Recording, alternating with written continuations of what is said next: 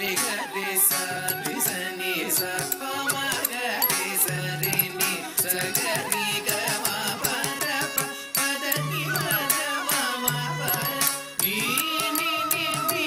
da pa sa ga ri ga ma pa da pa pa da ni da ma pa ga ri pa ga ri sa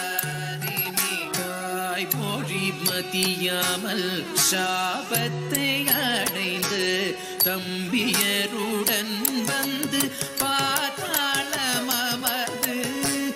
சங்கராபரண சிவலோகமடைந்து